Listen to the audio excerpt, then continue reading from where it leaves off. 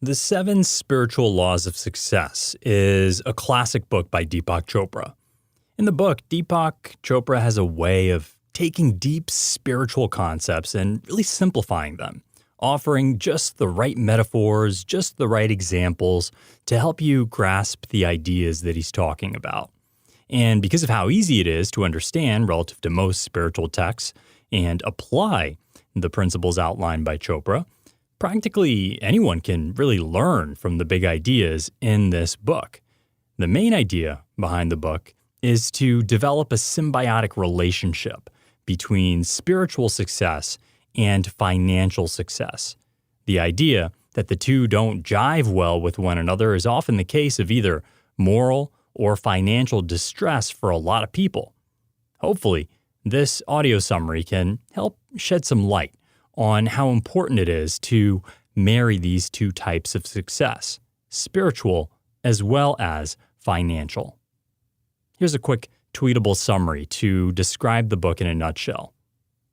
There's an easier way to get what you want out of life.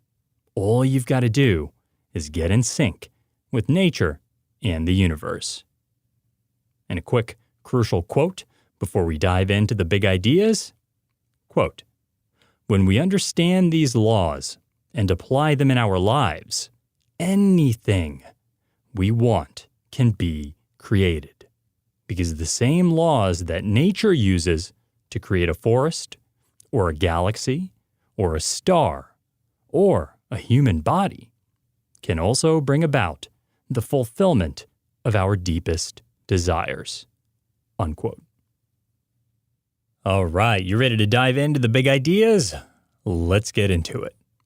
Big idea number 1, the law of pure potentiality. The first spiritual law of success, as Chopra writes, is the law of pure potentiality. This law is based on the fact that we are, in our essential state, pure consciousness. Pure consciousness is pure potentiality. It's the field of all possibilities and infinite creativity. Pure consciousness is our spiritual essence, being infinite and unbounded. It's also pure joy. Other attributes of consciousness are pure knowledge, infinite silence, pure and perfect balance, invincibility, simplicity, and bliss. This is our essential nature. Our essential nature is one of pure potentiality. And when you discover your essential nature and know who you really are, in that knowing itself is the ability to fulfill any dream you have, because you are the eternal possibility, the immeasurable potential of all that was, is, and will be. The law of pure potentiality could also be called the law of unity, because underlying the infinite diversity of life is the unity of one all-pervasive spirit. There's no separation between you and this field of energy. The field of pure potentiality is your own self. And the more you experience your true nature, the closer you are to the field of pure potentiality. Now, your DNA is a great example of this first law of spiritual success, the law of pure potentiality. Chopra actually tells us that DNA itself is the material expression of pure potentiality, writing that the same DNA existing in every cell expresses itself in different ways in order to fulfill the unique requirements of that particular cell. In other words, everything flows from the law of pure potentiality, creativity, intelligence, power, affluence, stillness, oneness, equality, everything. And when you tap into the law of pure potentiality, you are tapping into the highest version of yourself. This is when you drop your ego, which is based in fear, and exchange it for your higher self, which is based in love. Pure potentiality is the place from which the unmanifest is made manifest. It's pure consciousness. And it doesn't worry about what others think because it's immune to criticism. Because it comes from a place of strength. It comes from a place of confidence, tempered with humble equality. Pure potentiality is independent of people or feelings, circumstances, or situations. So, the question is, how do you access this law and make it part of your life? A few recommendations. Number 1, silence and meditation. Practice sitting in a quiet, peaceful place and meditating for at least a few minutes daily. Number 2, spend more time in nature. Go for walks, meditate outside, appreciate the beautiful abundance of nature. Number 3, drop your ego. You are not the center of the universe. When we recognize this, we make way for new and powerful insights that will come to us on a regular basis. And finally, number 4, practice non-judgment. Judging people, things, and experiences is normal. But when we see things as they are, as if there were no past or no future, we just see things as they are with a lens of purity. That's when we are practicing non-judgment. Practice these habits, and you'll be closer to knowing and living the law of pure potentiality, which will allow you to cultivate and create the abundance you seek in life. Big idea number 2, the law of giving. Quote, "The best way to put the law of giving into operation, to start the whole process of circulation, is to make a decision that at any time you come into contact with anyone, you will give them something. Doesn't have to be in the form of material things. It could be a flower, a compliment, a prayer. In fact, the most powerful forms of giving are non-material. The gifts of caring, attention, affection, appreciation, and love are some of the most precious gifts you can give, and they don't cost you anything." Unquote. You ever notice that the more you give, the more you receive? What's the magic in this? Why does it work? Chopra tells us that this happens because the mind and body is constantly in a flow of both giving and receiving with the universe. And giving keeps the flow going. Creating, loving, growing, and developing also keeps the flow going. But not giving? That stops the flow, and it clots like blood. The secret to living is giving. The more we give, the more we're involved in circulating the energy of the universe. And when it circulates back around, it comes back in spades in the form of money, love, serendipitous experiences, enjoyment, and more. The old adage that money makes the world go round is true, but only if it's given as much as it is received. When you do give with joy. Give with your heart. Give what you want to receive. If you want prayers, pray for others.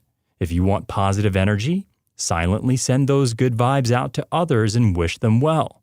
If you want money, provide something of value like a service or a product, or find someone with less than you and give money to them. There are no limits to what you can give because your true nature is that of abundance and affluence.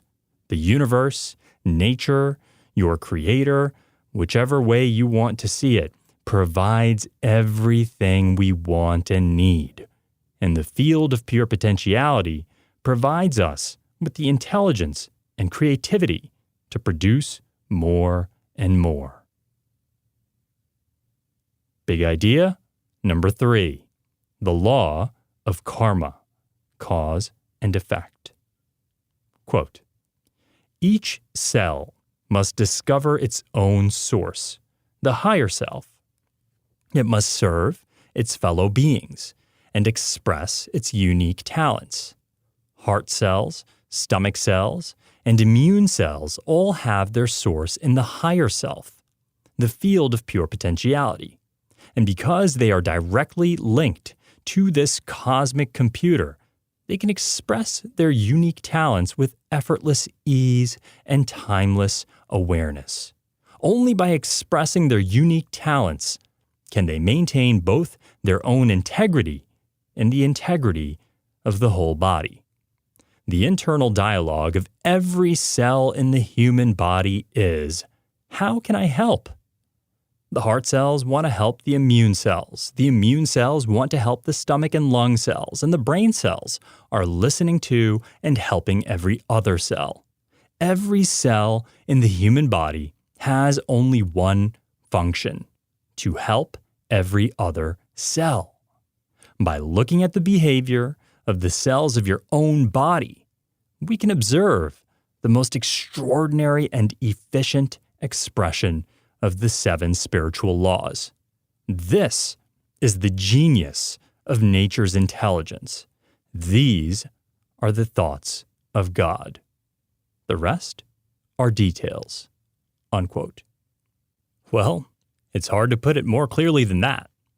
And the bottom line here is this: keep in mind that every single intention and action that you think about and act upon is a cause that is immediately set in motion from the very moment you think it or take action on it.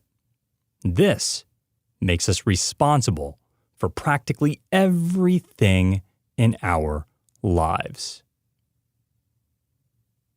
Big idea number 4, the law of least effort. Quote, "The 4th spiritual law of success is the law of least effort. This law is based on the fact that nature's intelligence functions with effortless ease and abandoned carefreeness. This is the principle of least action, of no resistance. This is, therefore, the principle of harmony and love. When we learn this lesson from nature, we easily fulfill our desires." Unquote. Do less, accomplish more. That is what this spiritual law of success is all about. Elegant effortlessness. Just like it's a fish's nature to swim or the sun's nature to shine, it's human nature to want to achieve our full potential, and to do so with a sense of effortless intention.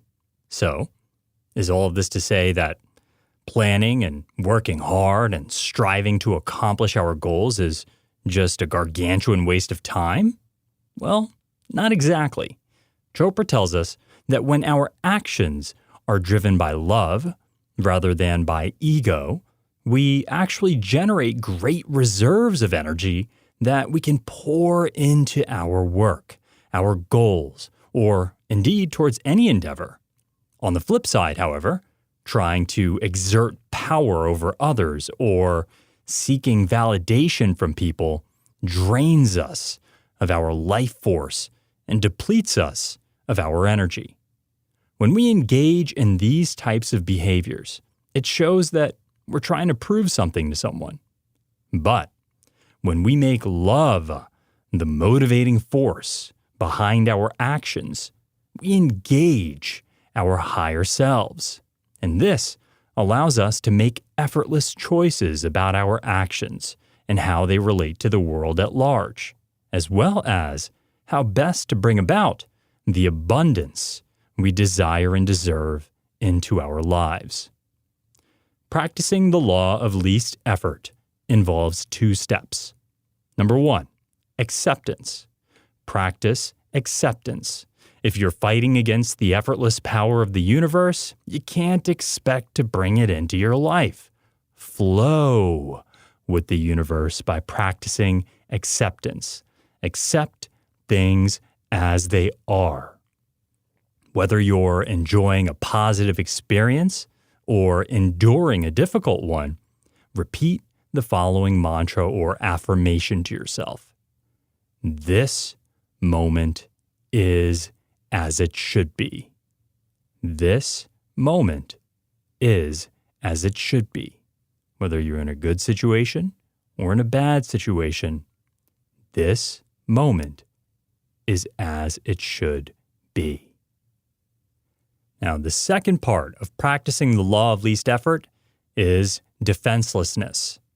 If you're constantly on the defense, it's hard to be open to new and perhaps even more suitable options, alternatives, or possibilities for yourself. Blaming others and always defending your point of view doesn't help either. Practicing defenselessness does. So, 2 parts to practicing the law of least effort. Number 1, acceptance. Number 2, defenselessness. Big idea. Number 5, the law of intention and desire. Quote, I will put the law of intention and desire into effect by making a commitment to take the following steps. Number 1, I will make a list of all my desires. I will carry this list with me wherever I go. I will look at this list before I go into my silence and meditation. I will look at it before I go to sleep at night. I will look at it when I wake up in the morning. Number 2, I will release this list of my desires and surrender it to the womb of creation, trusting that when things don't seem to go my way, there is a reason, and that the cosmic plan has designs for me much grander than even those that I have conceived.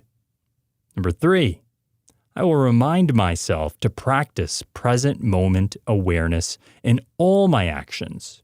I will refuse to allow obstacles to consume and dissipate the quality of my attention in the present moment. I will accept the present as it is and manifest the future through my deepest, most cherished intentions and desires. Unquote. A tree doesn't get to decide on what its purpose will be. The purpose of a tree is singular, to dig its roots deep into the soil and grow as much as possible. And each tree, in fulfilling its one major purpose, provides an abundance of benefits for every inhabitant of our planet, including you. While trees can't shape their destiny, though, you can. Your nervous system comes equipped with a level of intelligence that actually allows you to shape your thoughts and how you interact with the world. You can shape the laws of nature in such a way that allows you to bring into reality practically anything you imagine and desire. How? Through the process of attention and intention. Attention, when properly directed, energizes and expands. Intention, when properly directed, automatically works on your behalf, initiating energy and information and organizing its own fulfillment. But how could you, simply by intending to do, be, have something, make it actually happen? Well, of course, that's not all there is to it, but Chopra offers a great way to think about it. Imagine for a moment a still pond of water. If your mind is still like that pond, you can throw a small stone of intention into it, which creates ripples that concentrically widen and expand through time and space.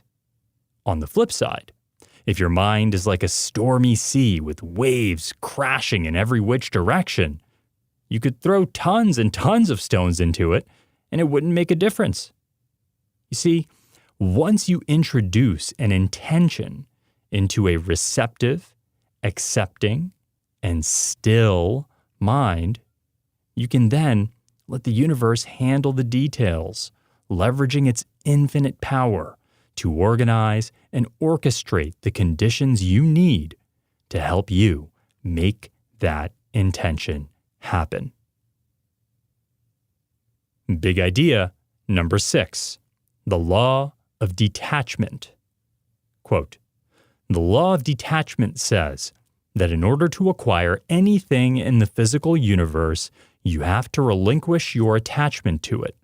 This does not mean you give up the intention to create your desire. You don't give up the intention, and you don't give up the desire. You give up your attachment to the result. This is a very powerful thing to do. The moment you relinquish your attachment to the result, combining one-pointed attention with detachment at the same time, you will have that which you desire. Anything you want can be acquired through detachment, because the detachment is based on the unquestioning belief in the power of your true self." Unquote. So basically, if you're overly attached to a goal or an outcome, even if you have an intention, you'll need to loosen your grip a bit and detach yourself from the outcome before it can actually manifest. It's just fine, Chopra tells us, to have a one-pointed focus on something. But if you're totally attached to a specific outcome, it leads to fear, anxiety, insecurity, and all the other negative emotions that come with being out of alignment with your highest self.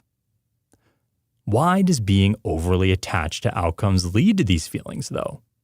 Think of it this way. Imagine you want something really, really bad. Eventually, you get so attached to getting it that merely thinking about the possibility that it may not come to fruition produces fear and anxiety and insecurity. But when you're in alignment with your highest self and detached from the outcome, you can still maintain the same intentions, desires, goals, etc. The only difference is that your sense of self is not glued to the outcome that you seek. In other words, who you are is not defined by external outcomes. Chopra calls this detached involvement, telling us that only from detached involvement can we have joy and laughter. Then, the symbols of wealth are created spontaneously and effortlessly. Without detachment, he says, we are prisoners of hopelessness, helplessness, mundane needs, trivial concerns, quiet desperation, and seriousness. The distinctive features of everyday mediocre existence and poverty consciousness. Bottom line, when we're attached to outcomes, we try to force them into reality. But when we're detached but intentional, we can manifest solutions and recruit the help of the universe to guide us and show us the solutions we seek to bring our intentions into reality. Big idea number 7, the law of Dharma, or purpose in life. Quote, "According to the law of Dharma, you have a unique talent and a unique way of expressing it. There's something that you can do better than anyone else in the entire world. And for every unique talent and unique expression of that talent, there are also unique needs. When these needs are matched with the creative expression of your talent, that is the spark that creates affluence. Expressing your talents to fulfill needs creates unlimited wealth and abundance." Unquote. Finding your purpose in life is nothing more than a series of decisions you need to make about which of your unique gifts and skills you want to give to others. There are 3 components to the law of Dharma. Number 1, we're all here to discover our true self. As the famous quote goes, we're not human beings that have occasional spiritual experiences. We are spiritual beings that have occasional human experiences. Number 2, express your talents. You have some skill or some talent within you that is so unique, so special, that you can become the best in the world at doing it. This second component of Dharma is to figure out what that talent is and express the heck out of it. To quote Chopra, There's one thing you can do and one way of doing it that is better than anyone else on this entire planet. When you're doing that one thing, you lose track of time. When you're expressing that one unique talent that you possess, or more than one unique talent in many cases, the expression of that talent takes you into timeless awareness. And the third and final component of the law of Dharma is to serve humanity. To fulfill this third component, we've got to be asking ourselves this one simple question as often as possible. How can I help? That's it. How can you help the people you connect with? Once you can combine the expression of your talents with a way to serve the world, you will be in Dharma mode. Now, if you want to take the law of Dharma to the max, make the following 3 commitments to yourself, and it'll help you make it a part of your life for good. The first commitment is, I am going to seek my higher self, which is beyond my ego, through spiritual practice. The second commitment is, I am going to discover my unique talents, and finding my unique talents, I am going to enjoy myself, because the process of enjoyment occurs when I go into timeless awareness. That is when I am in a state of bliss. And the third commitment is, I am going to ask myself how I am best suited to serve humanity. I am going to answer that question and then put it into practice. I am going to use my unique talents to serve the needs of my fellow human beings. I will match those needs to my desire to help and serve others. Closing notes. The key takeaway from this book is this: achieving success and becoming wealthy does not have to be detached from spirituality. It can actually be enhanced by it. Understanding that you are part of the universe and working within natural and universal laws can help you achieve your goals and fulfill your purpose with peace of mind. This is much healthier and far more enjoyable than forcing your way to success. It's not about maximum achievement. It's about